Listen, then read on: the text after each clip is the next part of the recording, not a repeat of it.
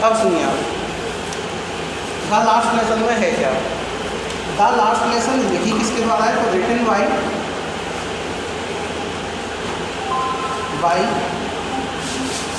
अल्फोंसे दाऊदा। किसके द्वारा लिखी गई है? अल्फोंसे दाऊदा, यानी कि अल्फोंस दाऊदा के द्वारा ये चैप्टर लिखा गया। पहले मैं इस चैप्टर के बारे में कुछ ऐसी चीज़ बताऊंगा जो आपकी बुक में नहीं है, ठीक है? तो सुनो, अल्फोंसे दाऊदा कहाँ का है? ये फ्रांस का है। कहाँ का इनहेबिटेंट है? निवासी कहाँ का है? कहाँ का रहने वाला है? फ्रांस का। यानी कि अल्फोंसे दाऊदा जो है ये कहाँ के रहने वाले हैं? फ्रांस के। ये चैप्टर लिखने के पीछे क्या मतलब है भाई? चैप्टर का मतलब कह रहा है द लास्ट लेसन, अंतिम पार्ट। मीन्स क्या है? तो सुनो, क्या हुआ था जब सेकेंड वर्ल्ड वॉर हुआ था? सेकेंड वर्ल्ड वॉर हुआ था, विश्व युद्ध हुआ था, द्वितीय विश्व युद्ध।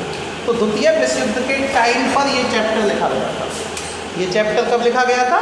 तो क्वेश्चन आ जाएगा during the second world war. During the second world war. तो during the second world war, यानी कि अब पेपर में क्वेश्चन ही आ जाए कि when was this chapter written, तो कब लिखा गया, है ना? या when was this chapter written, तो कब लिखा गया? ड्यूरिंग द, यानी कि आप पूरा लिख सकते हैं this chapter was written during the second world war, ठीक है? यानी कि ये चैप्टर कब लिखा गया था? सेकेंड वर्ल्ड वॉर के दौरान लिखा गया था। सेकेंड वर्ल्ड वॉर के दौरान ऐसा क्या हुआ था कि इस चैप्टर को लिखना पड़ा? तो सुनना, एक तो था प्रसिया, एक देश था प्रसिया। कौन सा देश था? प्रसिया। और एक था फ्रांको। अब आपने इनमें से किसी का भी नाम नहीं सुना होगा आज तक, लेकिन प्रसिया देश है इस टाइम पर भी, लेकिन फ्रांको को ही क्या बोलते हैं अब? फ्रांस बोलते हैं। समझ में आएगा? फ्रांस का पुराना नाम है फ्रांको। तो दो देश थे, कौन कौन से? प्रसिया और Franco. Running out of time. तो प्रसिया और फ्रांको ये दो देश थे। तो क्या हुआ जब सेकेंड वर्ल्ड वॉर हुआ तो मेन जो देश थे वो ये दोनों थे जिनमें युद्ध हुआ था, लड़ाई हुई थी। उसी टाइम पे क्या हुआ कि प्रसिया के साथ कुछ देश और आ गए। वो कौन कौन से थे? ऑस्ट्रिया, पहले था मेन जर्मनी, मैं जर्मनी को ले रहा हूँ, जर्मनी, ऑस्ट्रिया, ऑस्ट्रेलिया नहीं है, ध्यान रखना बेटा, ऑस्ट्रिया, ऑस्ट्रिया एक देश है ना। तो प्रसिया, जर्मनी, ऑस्ट्रिया और कुछ और कंट्री थी जो इसके साथ में आ गई। किसके में? प्रसिया के में। अब बताना कौन सा जीतेगा? रसिया जीतेगा, सिंपल सा फैक्ट है। तो सम अदर कंट्रीज आप यहाँ पे और भी लिख सकते हो, सम अदर कंट्रीज। तो ये कुछ देश थे जो किसके साथ में आ गए? प्रसिया के साथ में आ गए। अब इन जो दोनों में जब लड़ाई हुई तो कौन जीत गया? प्रसिया जीत गया। अब जिस देश पे, जैसे भारत पर जब अंग्रेजों का आक्रमण हुआ था, अंग्रेजों ने कब्जा कर लिया था, तो अंग्रेजों ने अपने अकॉर्डिंग हमें चलाया था। वो चाहते थे वही सब्जेक्ट पढ़ाने देते थे, वो चाहते भाई इंग्लिश आई कहाँ से थी? इंग्लिश तो थी नहीं हमारे यहाँ देश में, लेकिन उन्होंने तो चालू की कि भाई इंग्लिश पढ़ाई जानी चाहिए। क्यों? क्योंकि उनके एम्प्लॉयज कम पढ़ रहे थे। क्या थे? रीजन था इस अंग्रेजी को भी चालू करने का, क्योंकि विदेश से जो लोग लेके आ रहे थे उनको क्या नहीं हो रहा था,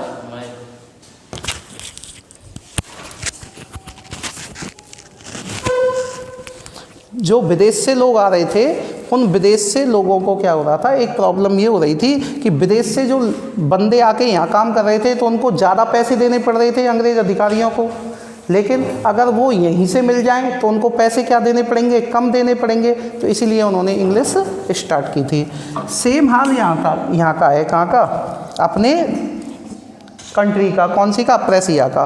कि प्रेसिया में जर्मनी है, जर्मनी में एक जगह है, आपने नाम भी सुना होगा, बर्लिन।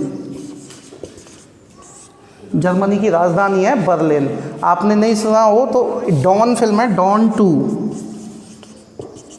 उसमें बताया गया है वो बर्लिन में ही होती है सब चोरी वगैरह जितनी भी होती है। ठीक है, देखो नाम क्या होता है, हमें पिक्चरों की बड़ी जल्दी याद होते हैं। पिक्चर के बारे में किसी से भी पूछ लो पूरी फिल्म बता देगा, लेकिन जो काम की बात होंगी ना उनको नहीं बताएगा कभी भी किसी भी हालत में।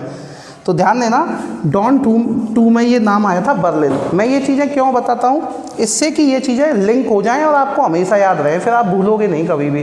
पिक्चर में अब पिक्चर कभी भी डॉन टू आएगी ना तो तुम्हारे माइंड में बर्लिन जैसे ही आएगा ना तुम्हारे माइंड में अपने आप याद आ जाएगा कि हाँ सर ने बताया था। तो ध्यान देना, तो बर्लिन था यहीं, ये क्या बनाया था, हेड क्वार्टर बनाया हुआ था, हेड क्वार्टर। यानी कि कोई क्या दिया जा रहा है, ऑर्डर भेजे जा रहे हैं, ठीक है, कोई प्लानिंग की जा रही है, वो सब कहाँ से की जा रही थी भाई, युद्ध हो रहा था तो उसका हेडक्वार्टर भी तो बनाना पड़ेगा जिससे वो क्या किया जा सके, संचालन किया जा सके युद्ध का। तो वो कौन सा बनाया गया था, बर्लिन। तो बर्लिन क्या था, हेडक्वार्टर था, समझ में आ गया। और हेडक्वार्टर से ही सारे आदेश और प्लानिंग शुरू की गई थी कि यहाँ से ही होंगे। अब उन्होंने फ्रांस पर कब्जा कर लिया था, फ्रांको पे कब्जा कर लिया। तो अब कब्जा करके क्या पूरे देश पे एक साथ लागू कर सकते हैं, कोई चीज़ नहीं होती भाई। किसी की गवर्नमेंट आती है तो गवर्नमेंट एक साथ में ही सब कुछ काम नहीं कर देती, थोड़ा थोड़ा टाइम होता है, हर चीज़ के लिए टाइम लगता है। ठीक है, तो अपन जस्ट चैप्टर पढ़ाना है तो एक ही दिन में सिलेबस थोड़ी ख़त्म करा देंगे, एक एक करके ही करेंगे। तो ऐसे ही क्या था, जब सेकेंड वर्ल्ड वॉर स्टार्ट हुआ था और प्रशिया ने फ्रांस पे क्या कर लिया था, कब्जा कर लिया था, तो दो देश थे, एक तो था कौन सा, ध्यान देना, अल्सेस, कौन सा देश, मतलब जगह थी ये, इसको आप क्या बोल सकते हो, डिस्ट्रिक्ट। कौन सी, जैसे जिला है भरतपुर, तो भाई एक ज़िले पे होगा, फिर दूसरे ज़िले पे होगा, फिर राज्य पे अधिकार करेंगे वो, ऐसे ही तो होगा। तो अल्सेस और एक था लॉरेन, इन दोनों पे क्या कर लिया गया था, कब्जा कर लिया गया था। तो इन दोनों ही देशों में इन्होंने अपने तरीके से काम किया। और क्या काम किया कि फ्रांको में जो भाषा चलती थी वो कौन सी चलती थी, फ्रेंच। भाई फ्रांस जैसे हिंदुस्तान तो हिंदी है ना, तो ऐसे ही फ्रांस की जो लैंग्वेज है वो कौन सी है, फ्रेंच। कौन सी लैंग्वेज है, फ्रेंच। तो फ्रांस में फ्रेंच लैंग्वेज पढ़ती थी। अब क्या हुआ, कब्जा किसका हो गया, प्रशिया को टैकल कौन कर रहा है, देखना, हाँ या ना भाई, जर्मनी हेडक्वार्टर बर्लिन ही तो बनाई गई है उसकी राजधानी। तो इन्होंने क्या किया कि अब ये कह दिया कि भाई अब फ्रांस में फ्रेंच लैंग्वेज नहीं पढ़ाई जाएगी, बल्कि इसके स्थान पर क्या पढ़ाई जाएगी, जर्मन पढ़ाई जाएगी।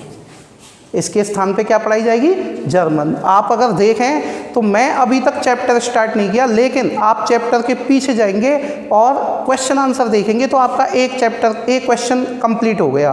और पेपर में यही सबसे ज़्यादा आता है। 2012 से आज 8 साल हो गए, 8 साल में आप देखना 2 बार ये क्वेश्चन आ चुका है पेपर में इसी चैप्टर से।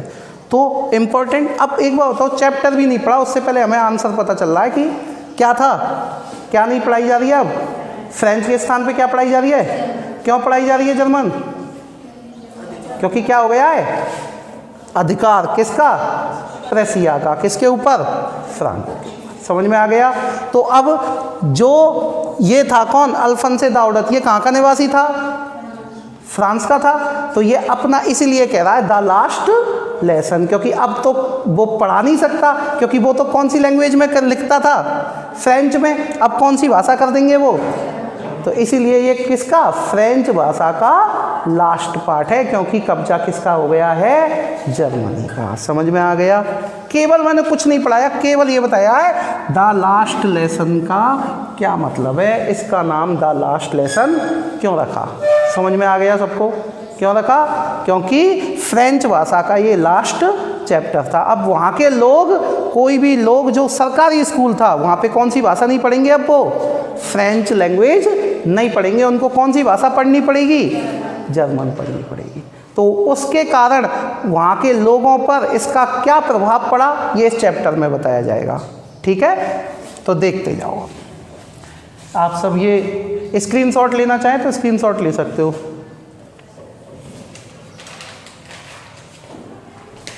आप बाद में लिख लेना बेटा, आप उसी टाइम अब चैप्टर स्टार्ट होता है इसके बाद, और चैप्टर में क्या है, 2 लोग हैं।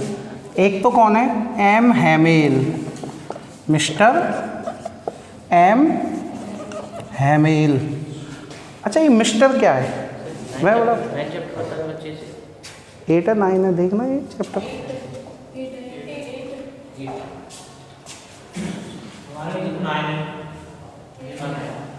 बेटा कुछ में ये चैप्टर 8 है, कुछ में ये चैप्टर 9 है, ठीक है, दोनों हैं। पुरानी बुक्स और नई बुक्स का चक्कर पड़ रहा है, कोई प्रॉब्लम नहीं है, लेकिन चैप्टर तो लिखा हुआ है, आप चैप्टर पे ध्यान दो।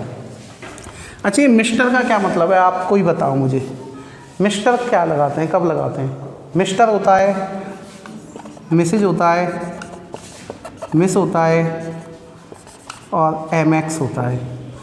तो ये प्लीज़ थोड़ा सा ये अभी है, नया है ये कुछ, ठीक है, और इसीलिए मैं आपको ये चीज़ें बता रहा हूँ कि ये नया आया है, तो नॉर्मल है कि जानो तो अच्छी बात, नहीं जानो ये फ्रेंज। एक कौन है, फ्रेंज। अब ये है कौन, ये 2 हैं बस, इन्हीं के ऊपर है पूरा चैप्टर, एक तो एम मेल के ऊपर और एक फ्रेंज के ऊपर। मैं आपको सारे क्वेश्चन साथ के साथ ही लर्न कराऊंगा, देखते हो। मिस्टर एम एल कौन है, ए स्ट्रिक्ट टीचर, ए स्ट्रिक्ट टीचर। स्ट्रिक्ट टीचर मतलब कैसा, कभी नहीं हंसता हो, हमेशा मुंह फुला के रखता हो, बच्चे थोड़ा सा अभी क्वेश्चन पूछ लें तो 2-4 दे दिए उसमें, उसे कहना है स्ट्रिक्ट, कठोर, ठीक है, यानी कि बहुत ज़्यादा टफ दिखने वाला, उसे बोलते हैं स्ट्रिक्ट। तो कौन था ये, एम एल था, ऐसा ही। फ्रेंज कौन है, ध्यान देना, ये स्टूडेंट है, कौन है, लेकिन नॉर्मल स्टूडेंट नहीं है भाई, स्टूडेंट तो बहुत होते हैं, ये स्टूडेंट कैसा है, नॉटी स्टूडेंट, ठीक है, कैसा स्टूडेंट है ये, नॉटी। नॉटी आप सब जानते ही हो, नॉटी माने शरारती, ठीक है। एक तो नॉटी स्टूडेंट है कौन, फ्रेंज। समझ में आ गया, 2 नाम, कौन, मिस्टर एम एल कौन है, ए स्ट्रिक्ट टीचर, और फ्रेंज कौन है, स्टूडेंट है, ठीक है। तो एम एल क्या करता है, जैसे अब मैं पढ़ा रहा हूँ आपको नॉर्मली, तो मैं क्या देता हूँ आपको कि भाई कल ये याद करके लेके आना, टीचर देता है क्लास में। तो एम एल क्या करता है, एक चैप्टर देता है, जिसको हम बोल देंगे अपन यहाँ पे टॉपिक। एक टॉपिक देता है कि आपको क्या याद रखना है, रूल फॉर पार्टिसिपल। आपको क्या याद करके लाना है, रूल फॉर पार्टिसिपल, यानी कि पार्टिसिपल के लिए रूल याद करके लाने हैं। What is the mean of participle. अब पेपर में क्वेश्चन आ जाए, what is the definition of participle, what is the definition of participle. आपके चैप्टर में, मैं नहीं अपनी मर्जी से बोल रहा हूँ भाई, किसमें, आपकी चैप्टर में है ये शब्द। अब एक बार बताओ, मैंने शायद फर्स्ट वीडियो में जब टाइगर किंग पढ़ाया था तो मैं इसमें बता चुका हूँ कि what is the mean of participle.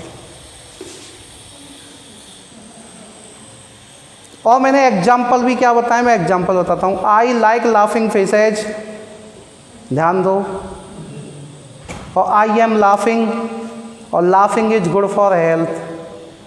Gerund भी बताया है, वर्ब भी बताई है, एडजेक्टिव भी बताया है, ध्यान दो।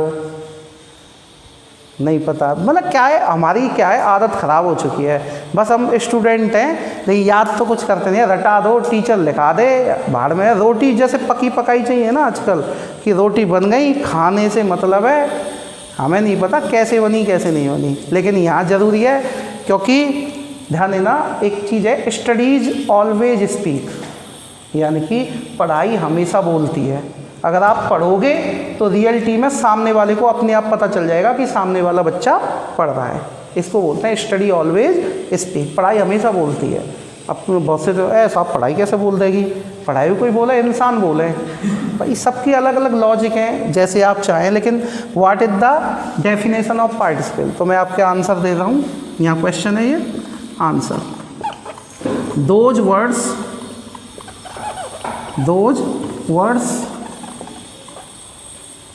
विच एक्ट एज अ वर्ब और an adjective.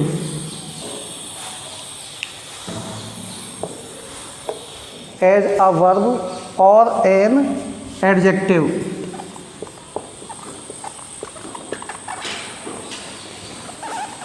Are called participles. यानी कि समझो, समझाना चाह रहा हूँ थोड़ा सा। मैंने आपको उस दिन भी बताया था कि वर्ब की फॉर्म कितनी होती हैं टोटल? 5। कितनी फॉर्म होती हैं वर्ब की?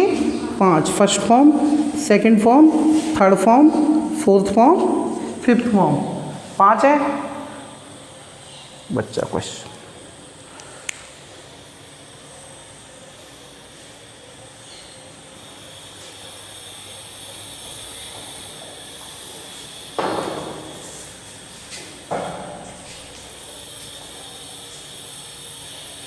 हैं, कई लोगों को तो 3 ही फॉर्म याद होंगी, first form, second form, third form. और जो इंटेलिजेंट होंगे वो 5 होंगे, है ना। और जो इनको 5 याद है ना, वो वास्तव में रियल में बहुत ज़्यादा इंटेलिजेंट है। कैसे इंटेलिजेंट है समझ जाओगे, है ना, खुद ही अभी। मतलब इंटेलिजेंट का मतलब मेरा गंवार का मतलब है, इंटेलिजेंट का मतलब नहीं है। क्यों है कि 3 तो शुरुआत से पढ़ते आए, चलो ठीक है। अब जिसने भी हमको 4 और 5 पढ़ाई तो हम पूछ सकते तो थे कि सर ये 4-5 का क्या मतलब है, ये क्यों बढ़ गई, रीजन क्या है इसका। आप ये पूछ सकते थे कि ये 4-5 क्यों बढ़ी, क्या रीजन है। भाई 3 ही पढ़ी हमने तो बचपन से, 4-5 कैसे आ गई। तो ध्यान रखना 5 शुरुआत से ही थी, लेकिन क्यों याद नहीं थी, क्योंकि हमको इनका नाम नहीं पता था। क्या नहीं पता था? नाम। फर्स्ट फॉर्म का नाम बताया था मैंने, प्रेजेंट टेंस, है ना, या प्रेजेंट फॉर्म। सेकंड फॉर्म का पास्ट टेंस या पास्ट फॉर्म। थर्ड का था पास्ट पार्टिसिपल। देखो तुम्हारी वर्ब में ही है ये चीज़ें, अलग से नहीं है कोई चीज़। यानी कि हर चीज़ आपकी किसी ना किसी चीज़ से जुड़ी हुई है। आप पढ़ाई के ऊपर डिपेंड करेगा तुम पढ़ कितना रहे हो। तो ये पार्टिसिपल है या नहीं है। और ऐसे ही वर्ब की फोर्थ फॉर्म है, ये भी क्या कहलाती है, प्रेजेंट पार्टिसिपल। यानी कि जो थर्ड फॉर्म है, जैसे वेंट गॉन, तो गॉन आ गई, और इधर को फोर्थ फॉर्म गोइंग। ये 2 फॉर्म ऐसी होती हैं जो किसके रूप में आती हैं, पार्टिसिपल। क्या बोलते हैं इनको, पार्टिसिपल। क्यों बोलते हैं इनको पार्टिसिपल, वो रीजन क्या है, क्योंकि ये या तो वर्ब के रूप में काम आती हैं या एडजेक्टिव।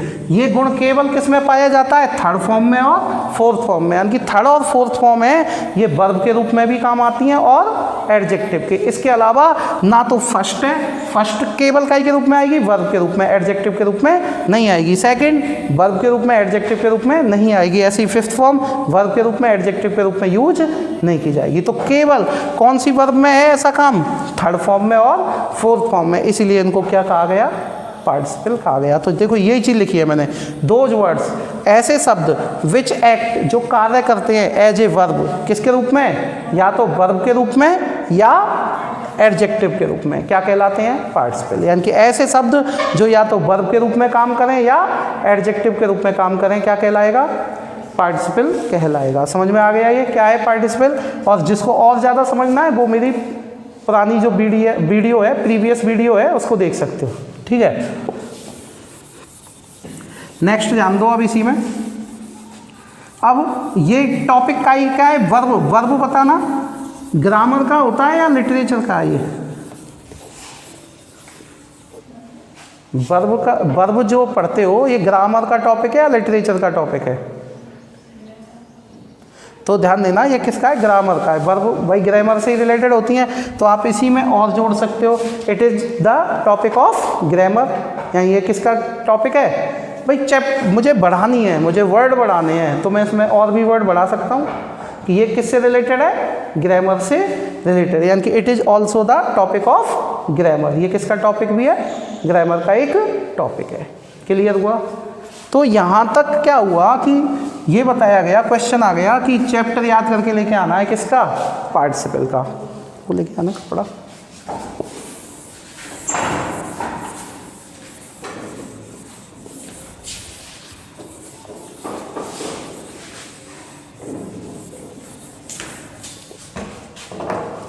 कि अब इसके बाद हमको ये बताया गया कि भाई पार्टिसिपल पे क्या करके लेके आना है, तुमको याद करके लेके आना है क्या चीज़, टॉपिक। किसने कहा ये बात?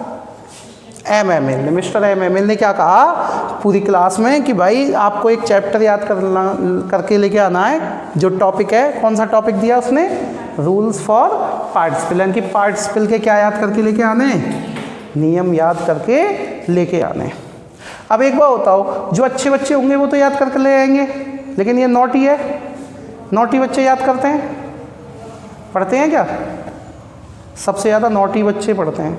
एक बात ध्यान रखना, इंटेलिजेंट बच्चा क्वेश्चन कभी नहीं पूछेगा, नॉटी क्वेश्चन जरूर पूछेगा, चाहे खुद पे आता हो नहीं आता हो, लेकिन पूछना जरूर है। तो ध्यान रखना, नॉटी कुछ ना कुछ तो पढ़ के आते हैं, लेकिन वो अलग बात है कि वो किससे संबंधित नहीं होता, पढ़ाई से संबंधित नहीं होता। अब ध्यान देना, तो नॉटी स्टूडेंट था फ्रेंच। अब फ्रेंच से कहा गया कि भाई पढ़ के आना और याद करके लेके आना। अब एक बार बताओ, ये याद कर पाएगा क्या? नहीं याद कर पाया ये। अब क्या, क्यों याद नहीं कर पाया, वो रीज़न बताऊंगा बाद में, पहले समझो। ये नेक्स्ट डे क्या हुआ, जिस दिन इसको टीचर को क्या करना था, पूछना था चैप्टर कि भाई मैं पूछूंगा तुमसे रूल। तो नेक्स्ट डे क्या हुआ, नेक्स्ट डे क्या हुआ कि जो फ्रेंच था, फ्रेंच ध्यान देना, started for school very late, है ना। मैं स्टार्टेड की जगह यहाँ पे भी कह सकता हूँ गॉट अप, जागा, ठीक है। कैसे जागा? स्कूल के लिए वेरी लेट, वेरी स्कूल के लिए बहुत ज़्यादा लेट, देरी से जागा। तो अब क्या हुआ, अब वो बहुत ही ज़्यादा टेंशन में आ गया बच्चा। क्यों आ गया?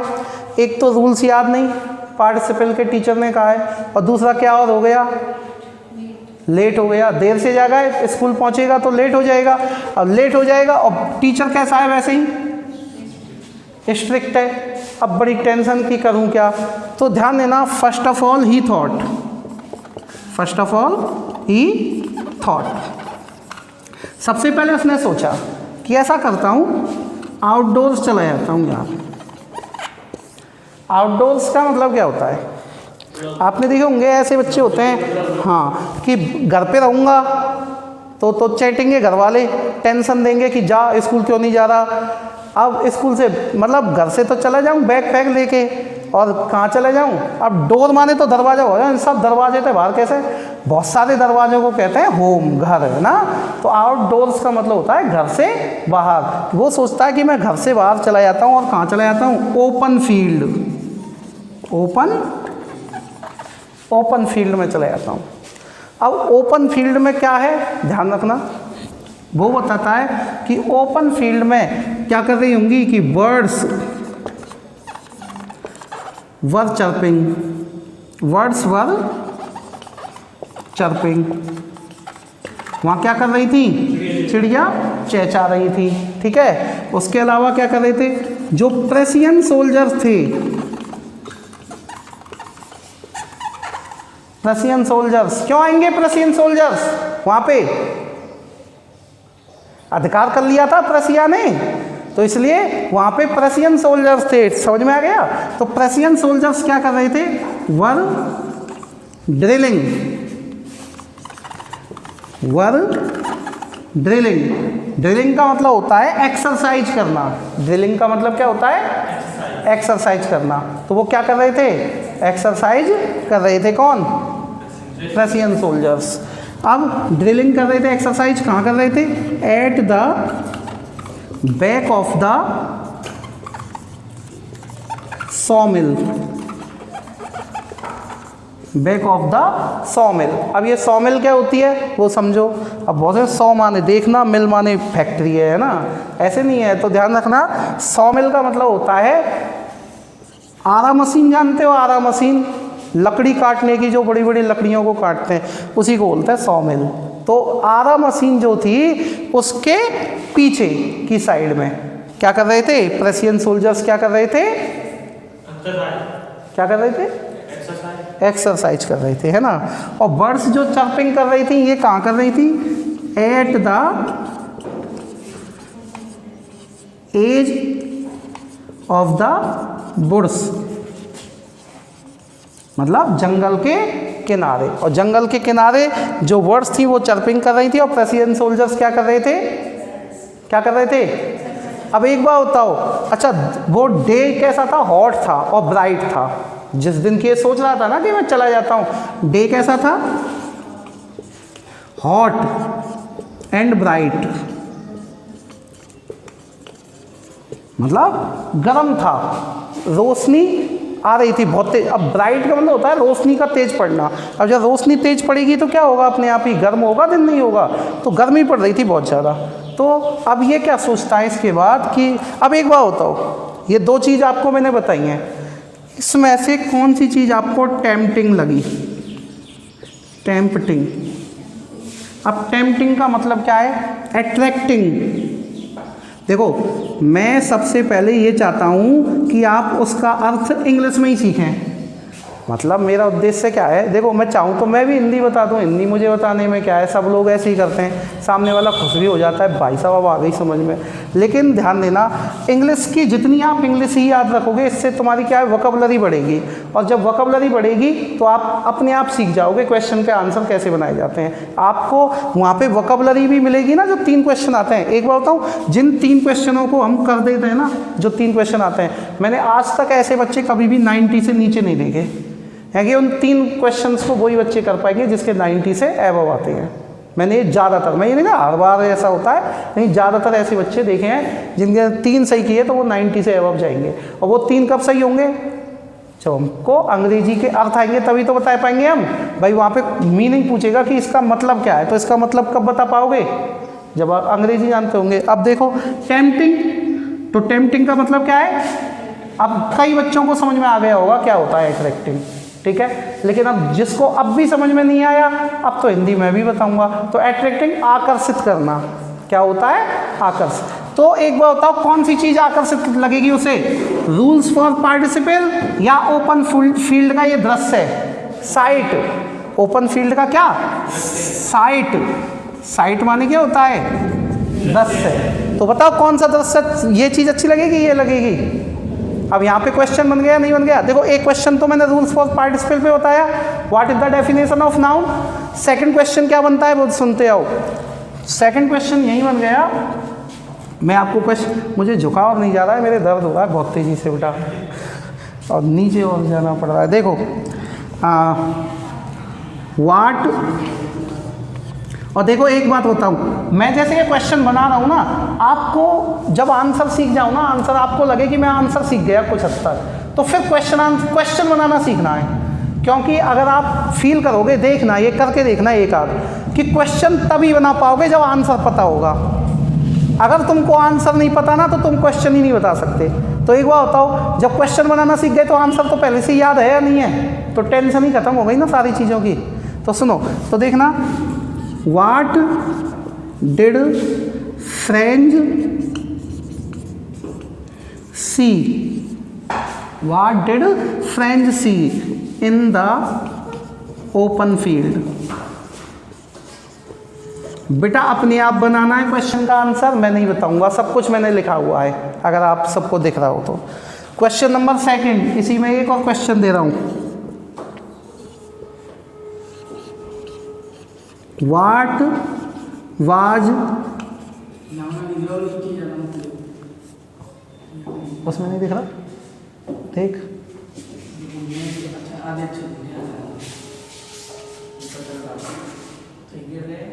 आपको एक क्वेश्चन है, सेकंड क्वेश्चन इसके बाद लिखा रहा हूँ, म्यूट कर दिया, कर दिया। क्वेश्चन पहला था कि what did French see in the open field. Second question दे रहा हूं मैं आपको, what was more tempting than the rules, then